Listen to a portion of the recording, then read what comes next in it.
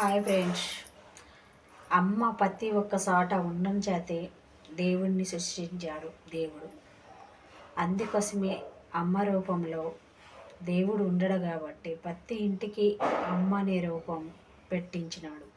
అల్టది 9 మాసాలు భారానికి మోసి భర్తతో పడి ఇంట్లో తడపడి చాకరీ చేసి కడుపుతో ఉన్న బండెడి చాకరీ చేసి అలసిపోకుండా ఉన్నదే తల్లి అంటారు. బిడ్డల్ని కడుపులో మోసేటప్పుడు తల్లికి బరువు అనిపించదు. ఎందుకో తెలుసా? ఆ జన్మని ఇవ్వడం అదొక ఆనందం తల్లికి. అప్పుడు డాక్టర్ల దగ్గరికి పోయేటప్పుడు డాక్టర్లు ఏమంటారో తెలుసా? ఒక్క తల్లినే బతకచ్చు, బిడ్డనే బతకచ్చు అని చెప్తారు. అప్పుడు తల్లి ఏమంటుందో తెలుసా? నేను బతకపోయినా పర్వాలేదు, కానీ నా బిడ్డ కడుపులో నుంచి బయటికి వచ్చి ప్రపంచం మొత్తం నా బిడ్డ పరిచయం అయ్యి నా బిడ్డ ఒక ఎదుగుదల నేను చూడాలి.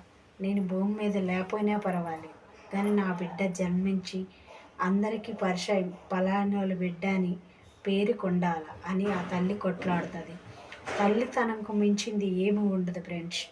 తర్వాత అమ్మ అంతగా ఆరాటకం పడి మనకు భూమి మీద తెస్తుంది. కానీ మన బిడ్డలు పెరుగుదల అయ్యి వాళ్ళు ప్రయోజకులు అయ్యేటప్పుడు వాళ్ళు ఏం చేస్తారో తెలుసా? వాళ్ళకి తెలిసి చేస్తారో తెలియక చేస్తారో తెలియదు. వచ్చే భార్యలు కొంతమంది బుద్ధైన వాళ్ళు ఉంటారు, కొంతమంది వాళ్ళతో ముసలోళ్ళు అయిపోయినారు, వాళ్ళతో మనకెందుకు అయిన వాళ్ళు ఉంటారు.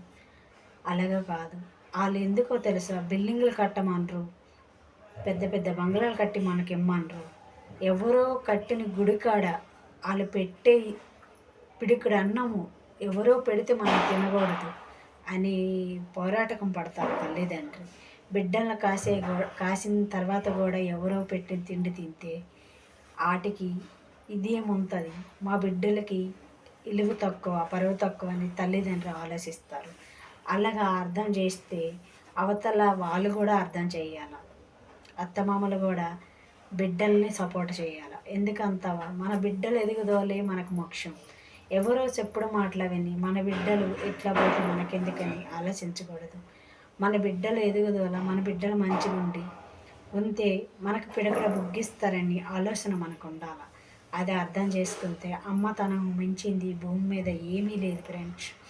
గుర్తుపెట్టుకోండి, ఎప్పుడైనా సరే ఇంకొకరు పిడికిడేసే ఇచ్చే అవకాశం చేయకూడదు.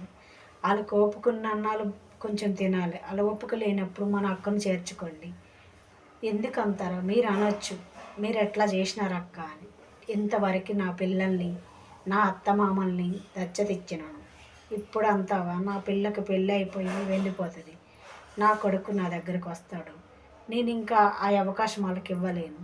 కానీ మా అత్త మా అత్త అయితే కొంచెం ఇదయింది, మా మామ అవకాశం ఉంది, తిన్నన్నాళ్ళు తింటారు. వాళ్ళకి అవకాశం లేనప్పుడు నా దగ్గరికి చేర్చుకుని బలం హక్కు నాకుంది. నా లక్కే చెయ్యండి అని అన్నం లేదు. ఎవరో మనిషికి ఎలాగ తృప్తి ఉంటే అలా చేయండి. కానీ మనకి జన్మనిచ్చిన తల్లిదండ్రులు ఎన్ని కష్టాలు పడతారో కొంచెం ఆలోచిస్తే మనకు చాలు. ఇంకేదో గుడి గోపురాల వాళ్ళకి కట్టమనరు. కడుపు నిండా అన్నం పెట్టి కట్టుకొని పట్టిస్తే వాళ్ళకి చచ్చే టైంలోన అదే ఒక 10 లక్షలు అనుకుంటారు. ఆ ఒక్కటే చేయమంటారు.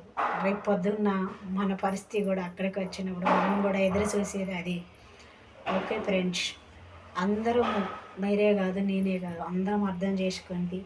అమ్మ నాన్న ప్రేమని వాళ్ళకి అర్థం చేసుకుని కొంచెం అన్నం పెట్టడం మన బాధ్యత, మనకున్న హక్కు.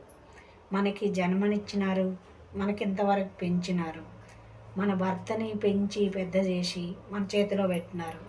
వాళ్ళే మన భర్తకి ఇవ్వకపోతే ఈరోజు మన భర్త దగ్గరికి మనం రాలేం కదా. వాళ్ళు జన్మనిచ్చినారు కాబట్టి మనం వచ్చినాం. మన తల్లిదండ్రులకి మనం పుట్టినాం కాబట్టి ఇక్కడికి వచ్చినాం. మన అమ్మ నాన్నకి మనకు వచ్చే వదిన మరదలు మనలాంటి బుద్ధితో వాళ్ళు కూడా చూసుకోవాలని మనస్ఫూర్తిగా కోరుకుంటాను.